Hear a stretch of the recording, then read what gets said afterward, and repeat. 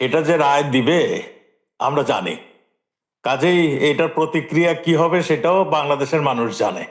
বাংলাদেশের মানুষ এই রায় কোনোদিন মেনে নেবে না। আমাদের মাননীয় প্রধানমন্ত্রী গণনেত্রী শেখ হাসিনা, বঙ্গবন্ধুর কন্যা, তিনি দেশটাকে কোথায় নিয়ে গিয়েছেন, মানে বদলে দিয়েছেন বাংলাদেশকে। বাংলাদেশের মানুষ মানে বঙ্গবন্ধুর স্বাধীনতা করে দিয়ে গিয়েছিলেন, তার ডাকে আমরা স্বাধীন হয়েছিলাম। বঙ্গবন্ধুর কন্যার নেতৃত্বে আমরা দেশে একটা সুন্দর দেশে পরিণত হয়েছিল। তাকে আজকে ফাঁসির কাছে ঝুলানো হচ্ছে। এর আগেও তাকে 19 বার হত্যার চেষ্টা হয়েছিল। আপনারা দেখেন, পার্টি অফিসের সামনে, আওয়ামী লীগ পার্টি অফিসের সামনে বোমার পর বোমা, গ্রেনেড মেরে তাকে হত্যা করার চেষ্টা করেছিল। সেখানে অনেকেই শাহাদাত বরণ করেছিলেন। এই 19 বার চেষ্টার ব্যর্থ হয়েছে তারা। প্রধানমন্ত্রীকে হত্যা করার চেষ্টা করা করছে। এই ছাত্ররা কিন্তু এর সঙ্গে জড়িত নয়।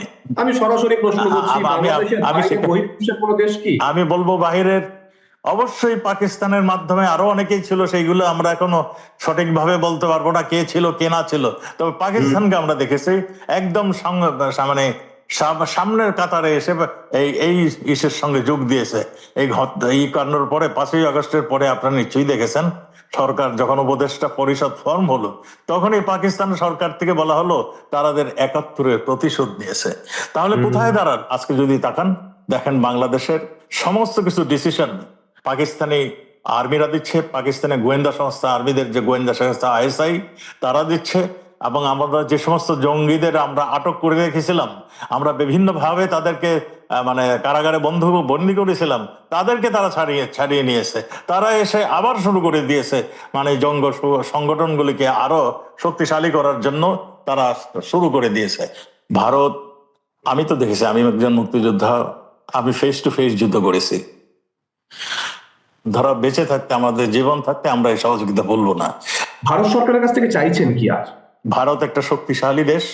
ভারত আমাদেরকে সবসময়, যখনই বাংলাদেশ কোনো একটা বিপদে পড়েছে, ভারত পাশে এসে দাঁড়িয়েছে।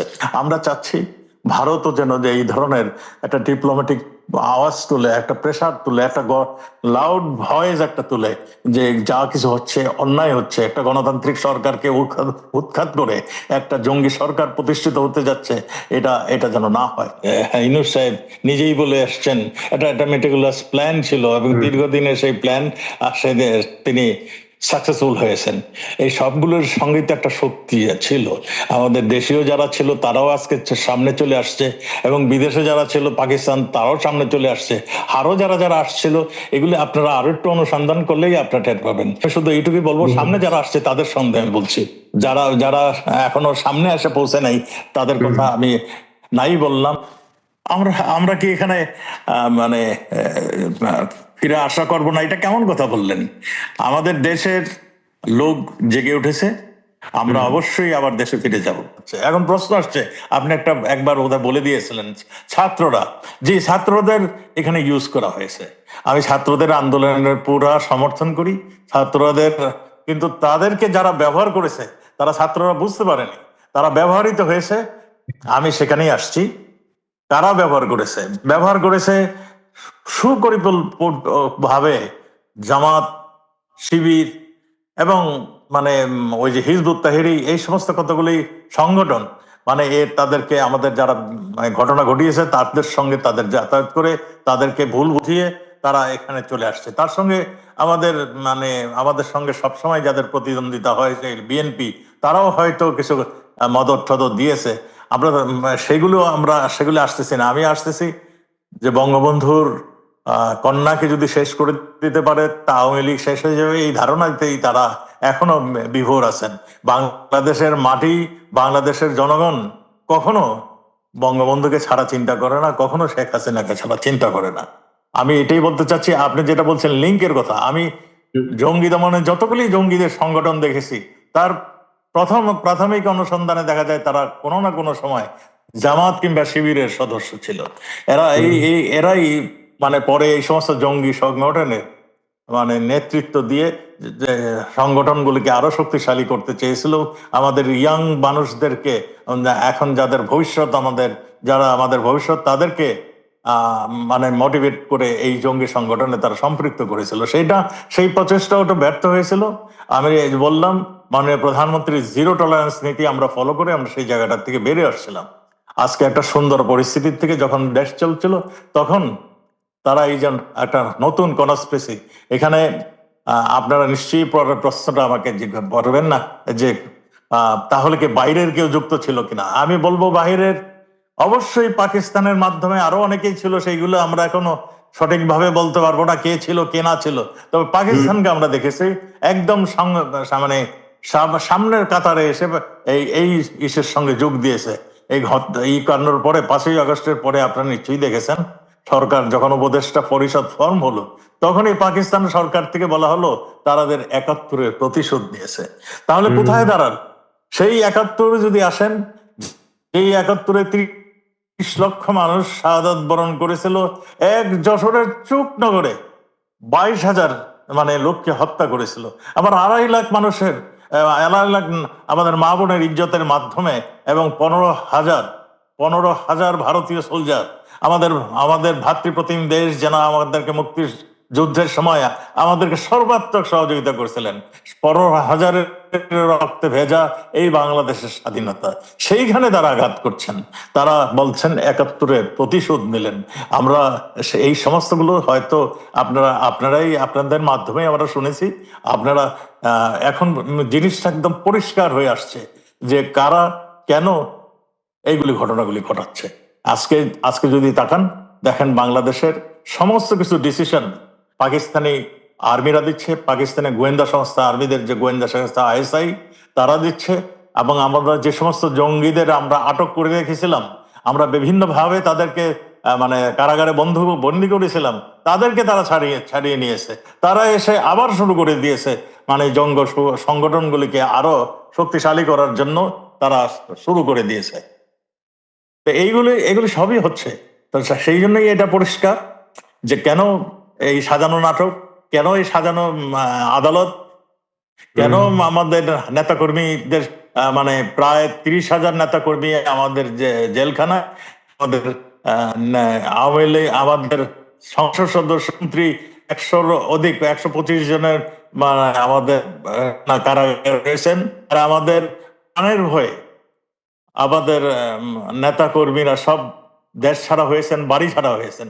সেই জন্যই তারা একটা প্রশাসনের নির্বাচনের জন্য তারা একটা ফন্দি ফিকছে আওয়ামী লীগকে বাদ দিয়ে। আওয়ামী লীগের আওয়ামী লীগের নেতা না, আওয়ামী লীগের যারা ভোট দেয়, আওয়ামী লীগের সাধারণ কর্মী, আমাদের মানে আমি যদি আরেকটু খোলাসা করে বলি, দেখেন আমাদের হিন্দু সমাজের ভাইরা যারা নাকি সবসময় আওয়ামী লীগের সঙ্গে থাকে, তাদের বাড়িঘর পর্যন্ত পুড়িয়ে দিচ্ছে, তাদেরকে পর্যন্ত দেশ ছাড়া করছে।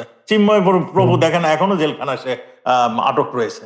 এই সমস্ত কিছুই যদি আপনি খেয়াল করেন, তাহলে একটাই উত্তর আসে, একটাই জিনিস সামনে এসে যায়, তাহলে 71-এ যাদের বিরুদ্ধে আমরা যুদ্ধ করেছিলাম তারাই এই সমস্ত কিছু করছে। আমরা এগুলা জানি না এমন না, আমরা জানি, কিন্তু জামাত ইসলামী তার অবস্থান জানায় না, এগুলার প্রতিবাদও করি যখন যেটা আমরা উপযুক্ত। কিন্তু জামাত ইসলামী কি আমরা এগুলা কখনো সমর্থন করি নাই, কখনো সমর্থন করব না। সমর্থন না করলেও আপনারা প্রতিবাদ কি করেছেন?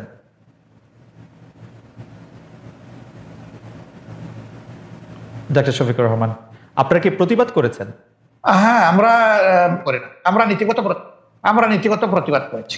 একদম আইটেম টু আইটেম যদি ধরেন সেরকম হয়তো আপনি পাবেন। ওকে, অর্থাৎ আপনি মনে করছেন যে মানে এই ধরনের কাজের সাথে মানে আপনি সমর্থন তো করেনই না, বরং এগুলি আপনারা যখন প্রতিবাদ দরকার মনে করবেন তখন করবেন। আমি আবার একটু গঠনতন্ত্রে ফিরে আসি। আপনাদের দলীয় গঠনতন্ত্র অনুযায়ী নিয়মতান্ত্রিক ও গণতান্ত্রিক অবস্থায় সরকার পরিবর্তনে আপনারা বিশ্বাসী। সমাজের সর্বস্তরে আল্লাহ ভীরু চরিত্রবান শতযোগ্য লোকের নেতৃত্ব কায়েমের চেষ্টা করার কথাও বলা আছে সেখানে। কিন্তু আমাদের প্রশ্ন, আপনারা বিভিন্ন সময় যেসব দলের সঙ্গে রাজনৈতিক জোট করেছেন, এক পথে হেঁটেছেন, এক ভাষায় কথা বলেছেন, আওয়ামী লীগ, বিএনপি, আবার অনেক আপনারা জানেন আপনারা জোটের মধ্যে ছিলেন, তাদের মধ্যে কি আপনারা এসব বিষয়ে দেখেছেন নাকি আপনাদের রাজনীতিতেও আসলে মানে নাকি আপনাদের রাজনীতিতেও সেটা তাদের মধ্যে দেখেছেন কিনা, নাকি আপনাদের রাজনীতিতেও শেষ কথা বলে কিছু নাই, ক্ষমতা রাজনীতি আপনাদের আসলে আমরা ওইভাবে নেই। আমরা নিয়েছি যখনই দেশে কোনো ধরনের ফ্যাসিজম অথবা মানে মানুষের উপর চাপে দেওয়া কোনো শাসন যখন এসেছে, কোনো অন্যায় কার্যকলাপ যখন সরকারের পক্ষ থেকে চালানো হয়েছে, তখন আমরা তার প্রতিবাদ করেছি। এবং প্রতিবাদ করতে গিয়ে একই সুরে যারা প্রতিবাদ করেছেন সঙ্গত কারণে তাদের সাথে আমাদের মিশে গেছে বিষয়টা। এবং আমরা একটা জোটও করেছিলাম, 4 দলীয় জোট, যেটা পরবর্তী পর্যায়ে 20 দলীয় জোটের ক্রমান্বয়ে সময়ের ব্যবধানে রূপান্তরিত হয়েছিল। যদিও এখন আমাদের সেই রকম কোনো রাজনৈতিক জোটে আমরা নেই বা অনেকেই নাই, যদিও ছোটখাটো 2-1টা জোট আছে, এটা অন্য ব্যাপার, কিন্তু 20 দলীয় জোট নাই, 4 দলীয় জোট নেই। তো জোটে আমরা গিয়েছি, এটা আমাদের রাজনৈতিক কৌশলগত ব্যাপার ছিল, কিন্তু আদর্শিক কোনো ঐক্য এটা ছিল। যার যার এক একটা আদর্শ আছে, সে তার কর্মীদেরকে কিভাবে কোন মন মানসিক প্রত্যেকটা এটা শুনতে যত ভালো, এটাকে আসলে অতটা বাস্তব। আপনি বলছেন আদর্শিক কোনো মতবাদ নয়, অথচ আমরা দেখছি আমিরে জামায়াতকে তৎকালীন আপনারা বিএনপির প্রধানমন্ত্রীর সাথে ক্যাবিনেটে বসছেন, সেক্রেটারি জেনারেল ক্যাবিনেটে বসছেন। তো যদি মতের মিল না থাকে, যদি আদর্শের মিল না থাকে, আপনারা ক্যাবিনেটে বসে একই সাথে দেশ শাসন করলেন 5 বছর, সেটি কিভাবে সম্ভব হলো? সেটা ছিল রাজনৈতিক অ্যারেঞ্জমেন্ট, এটা আদর্শিক অ্যারেঞ্জমেন্ট না। রাজনীতি আদর্শ থেকে বাইরে, রাজনীতি আদর্শ থেকে বাইরে, 3টা মন্ত্রণালয় রাজনীতিকে আদর্শ আমাদের যে স্লোগান, হ্যাঁ না, আমাদের যে স্লোগান, সেই স্লোগানটা হচ্ছে যে মানুষকে সুশাসন দিতে হলে অবশ্যই সৎ লোক লাগবে। তো তাদের এই জায়গাটায় দেখেন আপনি যে তারা আলহামদুলিল্লাহ 5 বছর সার্ভ করেছেন কান্ট্রিকে 3টা মন্ত্রণালয় পর্যায়ক্রমে, কিন্তু তাদের ব্যাপারে কেউ কেউ বিভিন্ন অভিযোগ এনেছেন। অভিযোগ সত্য মিথ্যার এইদিকে আমি যাচ্ছি না, কিন্তু তাদের ইন্টিগ্রিটির ব্যাপারে, অনেস্টির ব্যাপারে এবং তাদের ইফিসিয়েন্সির ব্যাপারে কেউ কিন্তু কোনো প্রশ্ন তোলেনি। কারণ তারা এই আদর্শে লালন করে এই আদর্শে গড়ে উঠেছে। যে স্লোগান তারা দিতেন, তারা সেই স্লোগানের ছিলেন বাস্তব নমুনা। অন্যদেরকে তো ঘর আমরা ঠিক করে দিতে পারবো না, অন্যরা তাদের মতো করে তাদের যেভাবে পছন্দ করেছে সেভাবে। আজকে যদি এখন আপনি বলতে পারেন আজকে আওয়ামী লীগের সাথে আপনার আদর্শিক জোট না হলে আওয়ামী লীগের সাথে আপনার রাজনৈতিক জোট হতে পারে। আওয়ামী লীগের সাথে হবে কিনা এটা বলা কঠিন, কারণ যে আওয়ামী লীগ তার নিজের দেশের মানুষকে জনগণের কিনা অস্ত্র দিয়ে গুলি চালাইতে পারে এবং গণহত্যা করতে পারে, তাদের তো রাজনীতি করা তো বহু চিন্তা ভাবনা। তো পাকিস্তান আমলে তো পাকিস্তান আমলে 1971 সালে তো আমাদের পয়সা দিয়ে কেনা অস্ত্র দিয়ে বাঙালিদের মারা হলো, কিন্তু জামাত ইসলামী তো তার বিরোধিতা করে নাই। হ্যাঁ, তার বিরোধিতা করে নাই, করেছে, সেই প্রশ্নে আমি আজকে যাব না। 2টা কারণে যাব না। আমি একজন মানুষ, ফরওয়ার্ড লুকিং মানুষ। আচ্ছা, আমি ওই যে পিছনের দিকে মানে বেশি দৌড়াদৌড়ি ছুটাছুটি করাকে একটা জাতির জন্য কোনো ইতিবাচক বিষয় মনে করি না। রাইট। 2 নম্বর হলো, এই ধরনের বিষয়ের যত বেশি চর্চা হবে জাতি তত বেশি বিভক্ত হবে। একটা বিভক্ত জাতি কখনো দুনিয়া সম্মানের আসনে বসতে পারে না। সম্মানের আসনে বসতে হলে, সত্যিকারের উন্নয়ন এবং শান্তি দেশবাসীকে উপহার দিতে হলে কিছু পয়েন্টে অন্তত পক্ষে সবাইকে একমত হতে হবে, দেশের স্বার্থের ব্যাপার যেখানে জড়িত। তা আমি ওই বিষয়ে যাচ্ছি না। দ্বিতীয়, আমি আরেক কারণে যাব না, যে তখন আমি এনাফ ম্যাচিউর না, বয়সের দিক থেকে আমি বুদ্ধ, রাজনীতিকে অ্যানালাইসিস করার শক্তি আমার ছিল না। কিন্তু আমি এই আঙ্গিনার কেউ ছিল না। শফিকুর রহমান মানে ওই আমলে মানে আসতেছি, কথাটা আমাকে শেষ করতে দেন। কিন্তু এটা তো ঠিক যে লাখ লাখ মানুষ মারা গেছে, কয় লাখ মারা গেছে, এই বিতর্কেও আমি যাব, আমি ওই বিতর্ক পছন্দ করি না। একটা মানুষও যদি নিরীহ মানুষ অন্যায়ভাবে মারা যায়, সেটাও তো অপরাধ। সুতরাং এই কাজ যারা করেছে অবশ্যই এটা নিন্দনীয়, ব্যাপারে কোন সন্দেহ। ডক্টর শফিকুর রহমান, এতে আমারও কোনো সন্দেহ নেই, কিন্তু শুধু আমি এটা বলছিলাম যে আমাদের যদি কোনো একটা বিষয় বিশ্লেষণ করার জন্য ওই সময়ের ব্যাপারে যদি যথেষ্ট মানে ওই উপস্থিতিটা না থাকে, আপনি এটা থেকে বলতেই পারেন যে আপনি আসলে ওই ব্যাপারে বলতে চান না। কিন্তু দল হিসাবে জামায়াতে ইসলামের নিশ্চয়ই একটি অবস্থান পরিষ্কার করার ব্যাপার রয়েছে, সেটি আপনি আরেকদিন বলছেন, সেটা আমরা আরেকদিন শুনবো। সেটি আমরা একটু জোটের রাজনীতি প্রসঙ্গে আসি। আমরা একটু বিএনপির সাথে জামায়াতে ইসলামীর দূরত্ব, একটা জোট তো ছিল, সেই জোটের থেকে যে বিএনপির সাথে যে দূরত্বটা বাড়লো, এইটার কারণ কি বলে আপনি আসলে মনে করেন? মানে আপনি কি মনে করেন যে বিএনপির সাথে কেন? আপনি বলতে পারেন জোট নেই, কিন্তু দেশের স্বার্থে আমরা কিন্তু দূরত্বে নাই। আমাদের মূল জায়গাগুলোতে আমাদের কোনো দ্বিমত নাই, কিন্তু যেহেতু দল 2টা পৃথক এবং আমাদের এখন কোনো জোট বিদ্যমান নাই, সেই কারণে যার যার অবস্থান থেকে যে যেটা সঠিক মনে করতেছেন বক্তব্যটা সেভাবেই রাখবেন, এটাই নেচার। এবং একজন দেশের আপনি সচেতন নাগরিক হিসাবে রাজনীতি যদি বাদও দেন, আপনার চোখের সামনে যদি কোনো ভালো কাজ হয় তাকে আপনার অ্যাপ্রিসিয়েট করান, আবার কেউ যদি কোনো মন্দ কাজ করে তাকে সংশোধনেরও আপনার চেষ্টা করান। তো দেশের স্বার্থে যদি আমি কথা বলি এবং আমাকে যদি কেউ ক্রিটিসাইজ করে, আমি এটাকে ওয়েলকাম, কারণ ক্রিটিসিজম না হলে পারফেকশন আসে না, আর মানুষ কেউ ভুলের ঊর্ধ্বে না।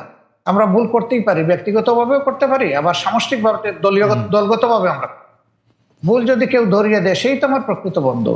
আর যারা সমালোচনা করে তাদেরকে আমি বন্ধু হিসাবে নিই, কিন্তু আমার ভুল দেখেও যারা নীরব থাকে আমি তাদেরকে বন্ধু মনে করি।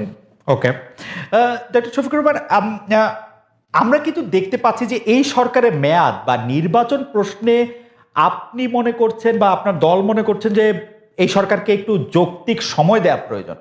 বিএনপি মনে করছেন যে ইলেকশনের ঘোষণা বা ইলেকশনের একটা রোডম্যাপ যে সরকার ঘোষণা করছে না সেটি